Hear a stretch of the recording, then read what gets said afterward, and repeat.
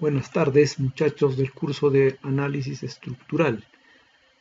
Les habla el ingeniero William Delgado Salazar. Vamos a continuar nuestro curso con este tema importante que es el análisis matricial de estructuras, que en esencia es la parte central de este curso de análisis estructural 2. Muy bien, hemos resuelto estructuras estáticamente indeterminadas y hemos visto que el proceso es bastante engorroso. Los métodos analíticos requieren bastante concentración y bueno, es impráctico para muchas estructuras que tengan mayor complejidad. El análisis matricial, en cambio, es una herramienta muy potente que nos va a permitir resolver estructuras de todo tipo, sean armaduras, vigas, pórticos 2D, pórticos 3D, armaduras 3D, etcétera. Todo tipo de estructuras pueden ser resueltas mediante el análisis matricial. Y vamos a, dentro de todos los métodos que se utilizan, vamos a desarrollar el método de las rigideces. El método de las rigideces no discrimina si la estructura es isostática o hiperestática. Simplemente aplica una metodología que es, podríamos decir, hasta cierto punto estándar, ¿cierto? Es una metodología estándar que se puede repetir, se puede programar, y eso es lo interesante de este método. Muy bien, tenemos que partir de lo más sencillo, y lo más sencillo es analizar una armadura. Y vamos a desarrollar el método, vamos a ir introduciendo los conceptos necesarios, pero vamos a estar aplicando todos esos conceptos a un ejemplo práctico. Entonces les traigo un ejemplo práctico, el más sencillo posible. Tenemos aquí una armadura triangular, ¿cierto? Tiene 3 elementos, 3 nudos y un par de fuerzas. Tenemos la geometría también aquí. Vamos a asumir que el módulo de elasticidad y el área es constante. Entonces vamos a decir que EA es constante. A ver, lo que quiero que noten en esta figura es lo siguiente. En esta armadura es estáticamente determinada, pero eso no realmente no nos interesa. Lo que quiero que noten es lo siguiente. Tiene 3 nudos y hemos numerado los nudos. 1, 2 y 3. Hemos podido numerar la estructura a nuestro antojo. Pudo haber sido 1, 2 y 3 o 1, 2 y 3. En la forma en que nosotros hubiésemos querido. También tenemos 3 elementos. 1, 2 y 3. Los hemos numerado así porque, bueno,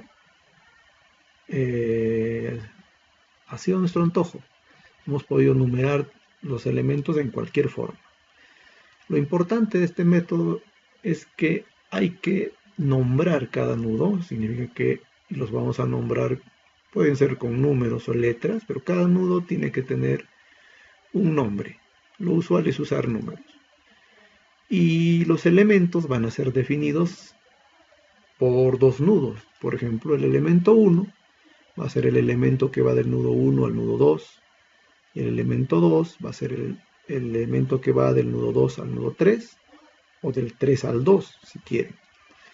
Y el elemento 3 está definido por los nudos 1 y 3, o 3 y 1. ¿Listo?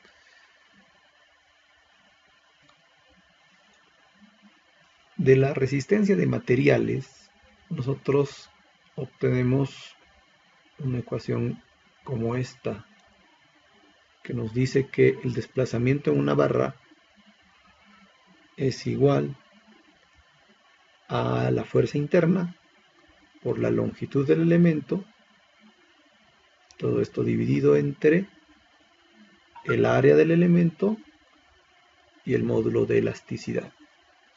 Esa es una ecuación conocida de la resistencia de materiales.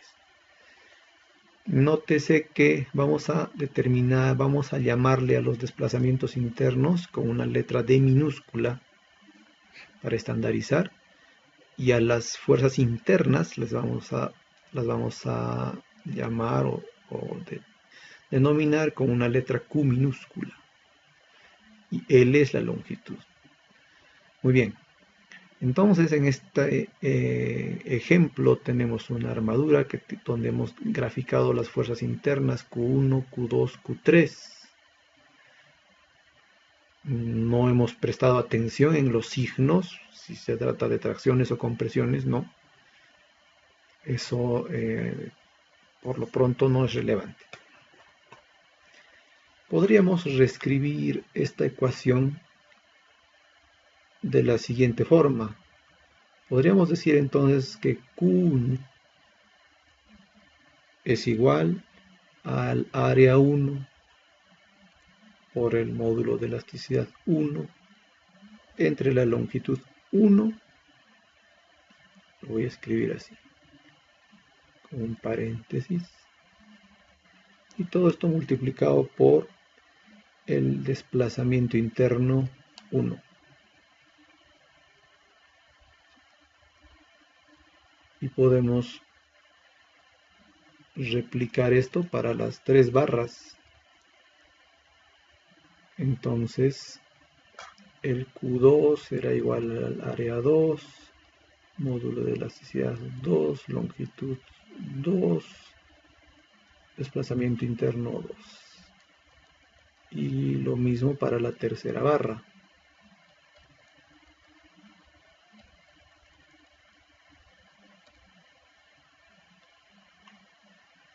Esto lo podemos escribir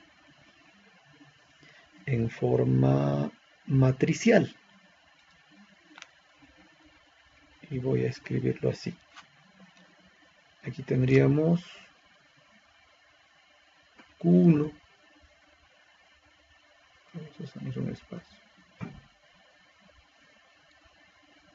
Q2, Q3 va a ser igual a 1 E1 sobre L1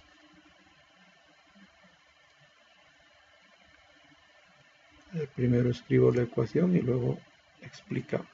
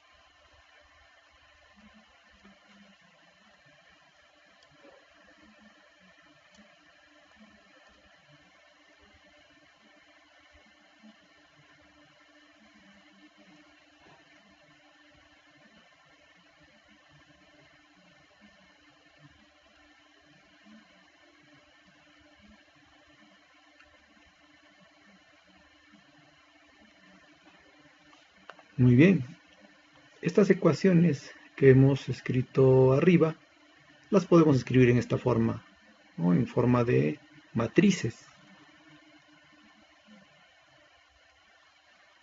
Muy bien, entonces estas tres ecuaciones escritas en forma matricial sería esto. A ver, por ejemplo, Q1 es igual a A1 E1 L1 por D1. Recuerden que las matrices se multiplican así, ¿no? El primer elemento de la fila por el primer elemento de la columna más segundo elemento de la fila por segundo elemento de la columna más tercer elemento de la fila por tercer elemento de la columna. Entonces, En la primera fila representamos esta ecuación, en la segunda fila la segunda ecuación y en la tercera fila la tercera ecuación. ¿Listo? Entonces hemos escrito esto en forma matricial. Y le vamos a poner nombre a estas matrices. A esta matriz le vamos a llamar Q. A esta le vamos a llamar K'.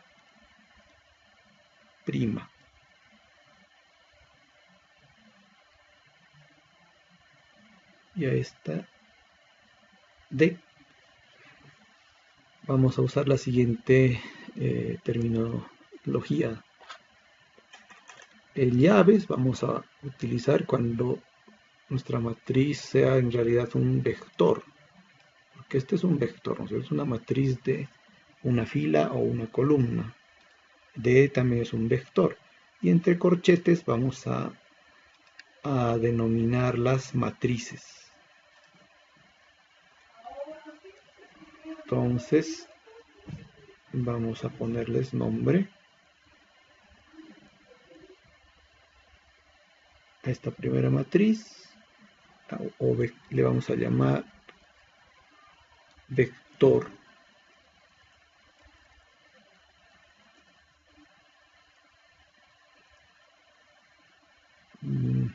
Vector de fuerzas internas.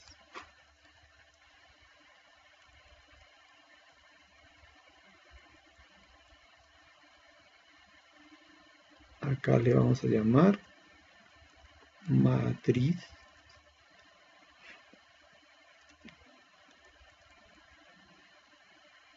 de rigideces en coordenadas locales.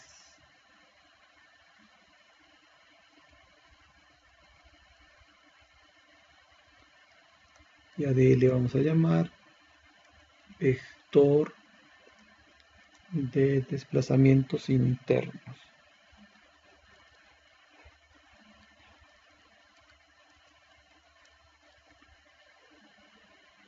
Listo.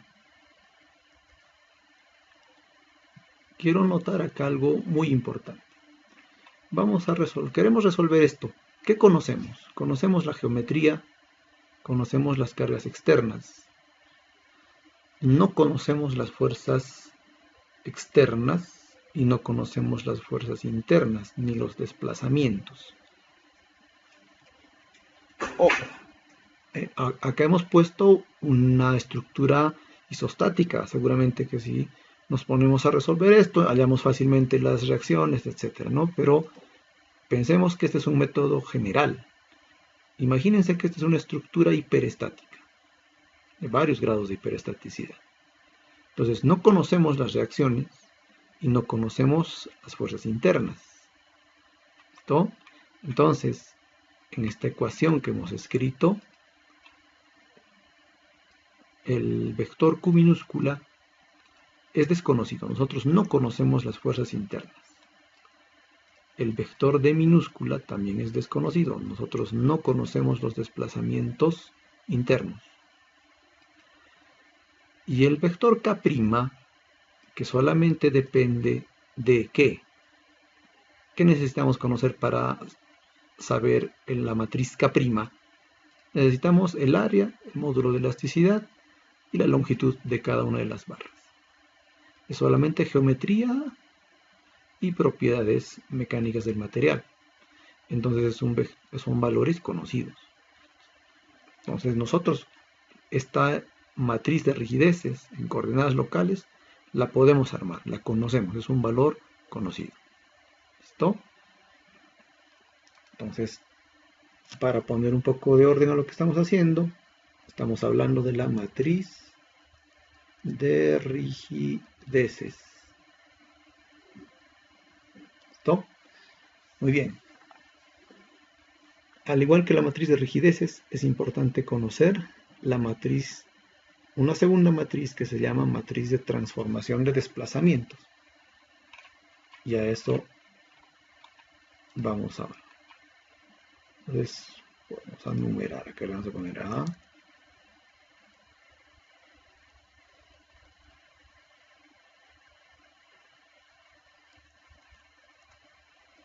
Matriz de transformación de desplazamientos. Listo. Muy bien, vamos a analizar una barra de esta forma. No se preocupe, vamos a hacerle un zoom. Pero primero veamos la parte general. Esta es una barra cualquiera de esa armadura. Es una armadura, entonces solamente existen fuerzas axiales, a las que, bueno, las fuerzas externas van a ser N, y las fuerzas internas Q, como ya las hemos denominado. Entonces, luego de aplicar las cargas, es posible que los nudos se desplacen. Entonces, a esta barra, como dijimos anteriormente, la vamos a conocer porque está delimitada por dos nudos. En este caso le vamos a decir el nudo I y el nudo J. Podemos pensar en esta barra de acá, ¿no? Esta barra, por ejemplo, va del nudo 1, sería I, J sería 2, por ejemplo. Entonces, exagerando las escalas, el nudo I podría desplazarse una cantidad debido a las cargas, y el nudo J podría desplazarse otra cantidad debido a las cargas. Estamos exagerando los desplazamientos. A ver, en el ejemplo, por ejemplo, el nudo 1 en este caso no se desplazaría, pero este nudo 2 sí podría desplazarse. Debido a estas cargas podría desplazarse un tanto a la derecha y un tanto hacia arriba. ¿Estamos? Entonces existe un desplazamiento. El nudo 3 también puede desplazarse hacia la derecha. Pero en general un nudo puede desplazarse. Y eso es lo que queremos ver. Vamos a hacerle zoom a este gráfico.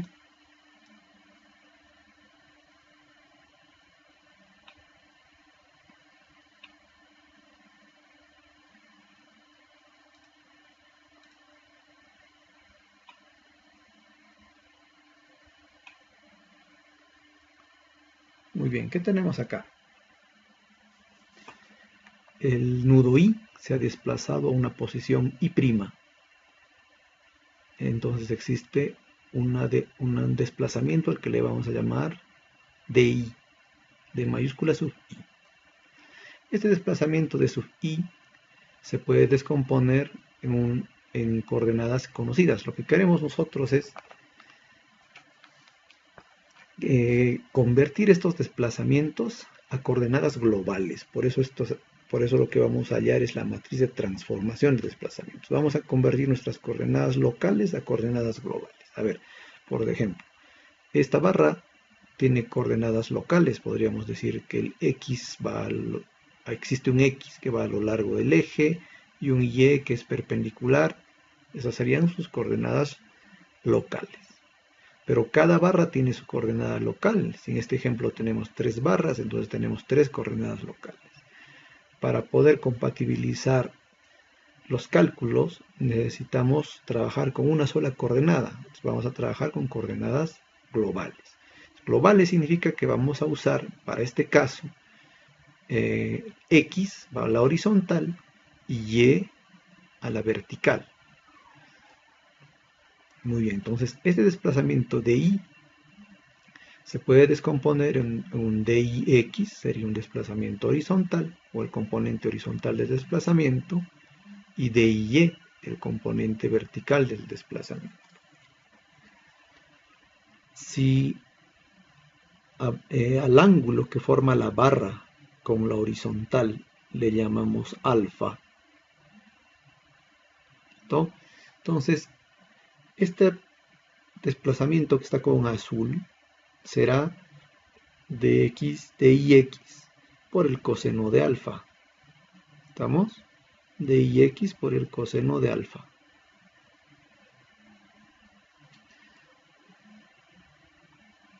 Si trazo una paralela al eje de la barra, traslado el desplazamiento y acá, voy a tener por geometría que si esto es alfa, este ángulo también es alfa. Este sería su complementario, entonces este ángulo también es alfa. Entonces, si esta línea vertical, que es la hipotenusa, es DY, entonces esta dimensión será DY seno de alfa. Entonces, el desplazamiento que se produce en el nudo I de esta barra sería DIX coseno de alfa, que está con azul, más DY seno de alfa, esta línea roja. ¿Estamos? Entonces el desplazamiento es DIX coseno de alfa más DY seno de alfa. Vamos, y lo vamos a estar escribiendo por acá.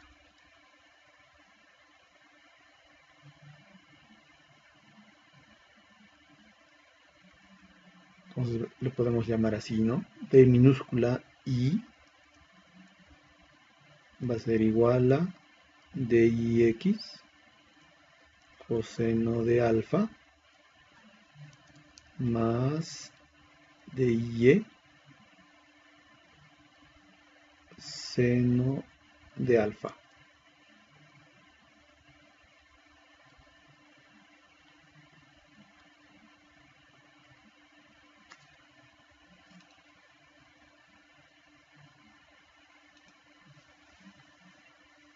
¿Listo?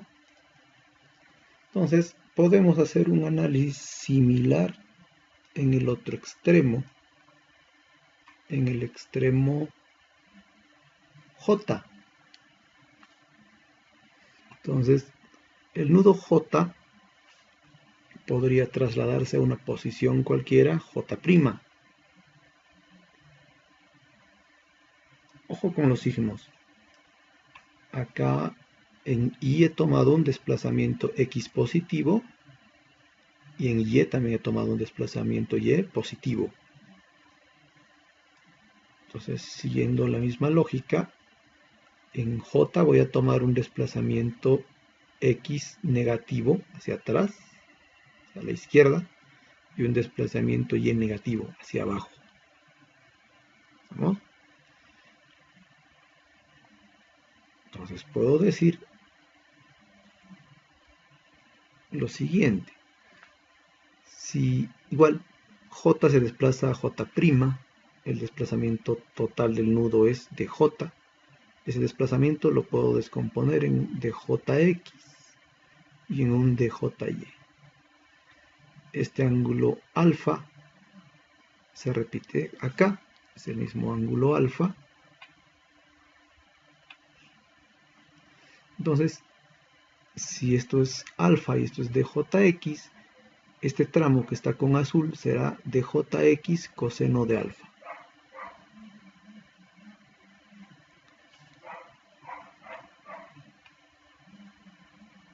Se movió.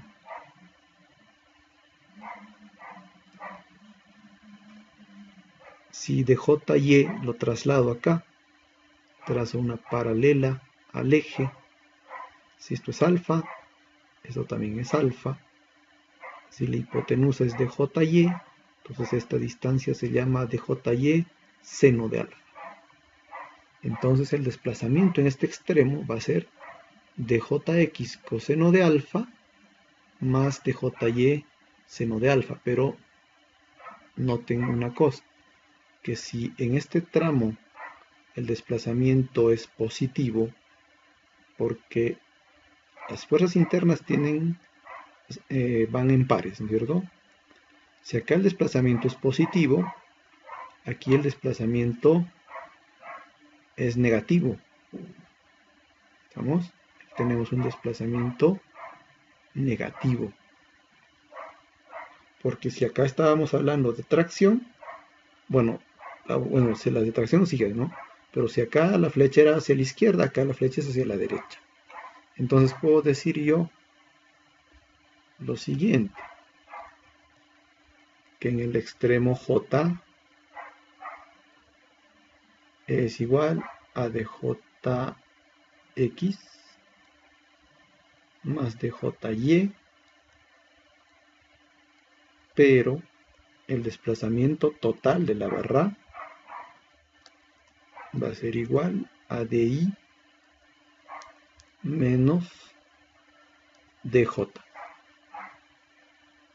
¿Listo? Muy bien. Entonces, a este valor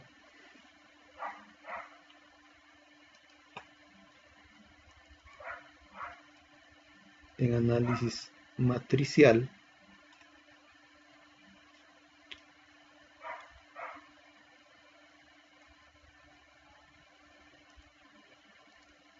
se le suele denominar con la letra griega lambda.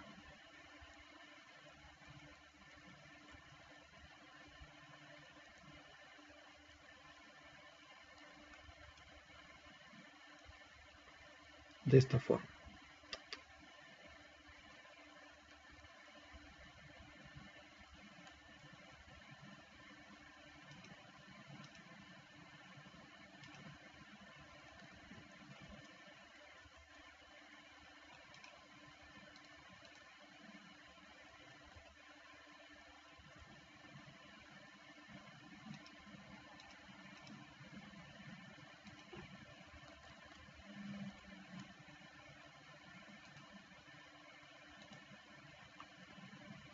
¿Estamos?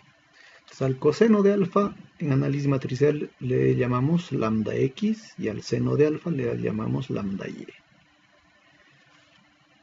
Considerando de que ambos son cosenos directores, ¿cierto? Con el coseno director del eje x y del eje y respectivamente. Entonces, t podríamos escribirlo así: dix por lambda x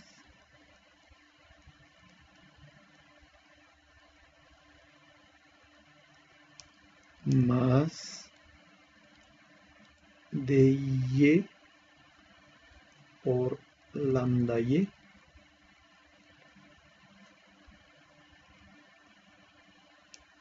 menos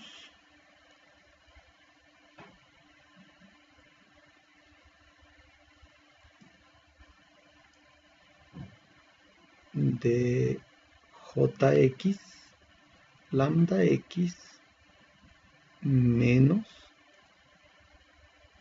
de jy lambda y. ¿Estamos? Entonces, esta ecuación me permite armar la matriz de transformación de desplazamientos. Esta ecuación la puedo escribir en forma matricial también. Y puedo decir de que D es igual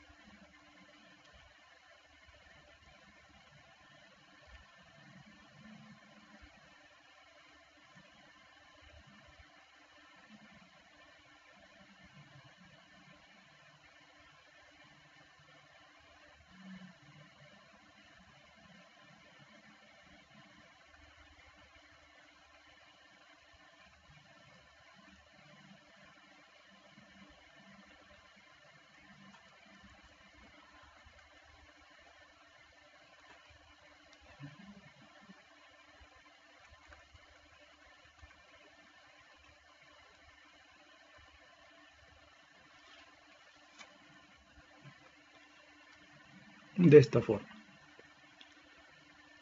Existiría un vector de desplazamientos, una matriz que tenga los cosenos directores, lambda x, lambda y, menos lambda x, menos lambda y los desplazamientos externos. A ver, acá una reflexión.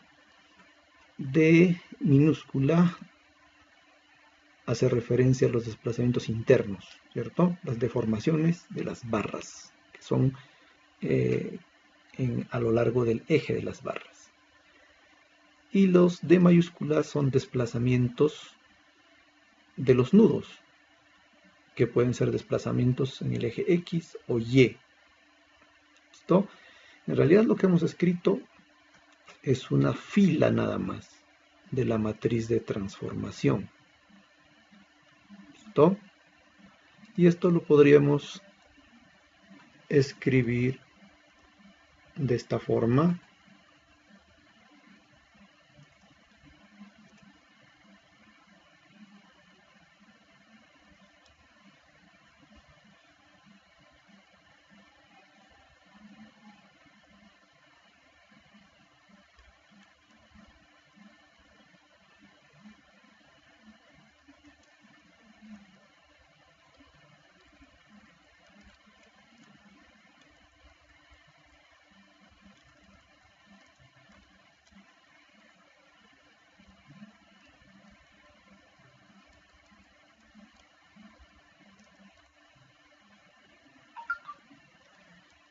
A este le vamos a llamar vector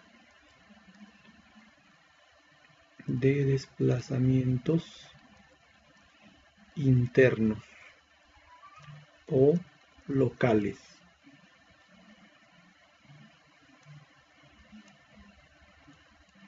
Mientras D mayúscula va a ser el vector de desplazamientos externos o globales. Y T va a ser la matriz de transformación.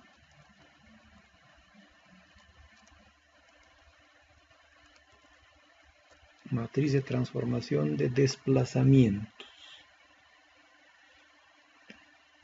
¿Listo? Entonces hemos conocido ya dos ecuaciones del análisis matricial. A ver, primero habíamos conocido la ecuación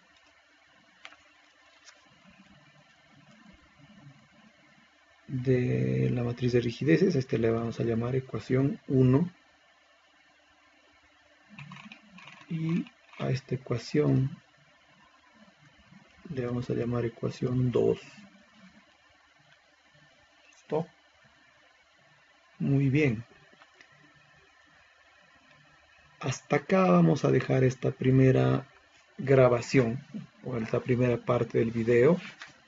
Hemos logrado ¿qué hemos hecho hoy día? Hemos conocido qué es la matriz de rigideces y qué es la matriz de transformación de desplazamientos. Se me olvidaba una cosa. Estas matrices, a ver, los desplazamientos internos no los conozco, obviamente. Los desplazamientos externos tampoco los conozco, pero los cosenos directores sí los conozco porque dependen solamente de la geometría. Quiere decir de que para cada barra yo puedo conocer la inclinación de cada barra y eso lo puedo hacer mediante las coordenadas. ¿Estamos? Y de esa forma puedo conocer los cosenos directores de cada barra. Entonces es un valor conocido. A ver, y lo escribiremos mejor así. ¿Cómo calculo lambda x, por ejemplo?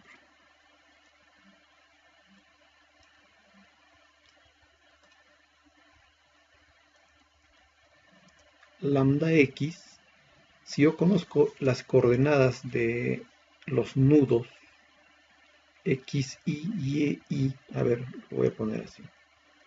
Si yo conozco las coordenadas de los nudos x, y, y ese sería el nudo I. Y conozco XJ y EJ, el nudo J. Entonces conozco las coordenadas de los nudos de inicio y final de cada barra. Entonces, lambda X será simplemente XJ menos X sub I, y esto dividido entre la longitud del elemento. Para lambda Y, igual será la coordenada Y sub J menos Y sub I entre la longitud del elemento. Y la longitud también la puedo conocer simplemente aplicando Pitágoras. Será así: XJ menos X sub I al cuadrado, esta lo arreglamos, menos Y sub J menos Y sub I al cuadrado, y todo a la 0.5.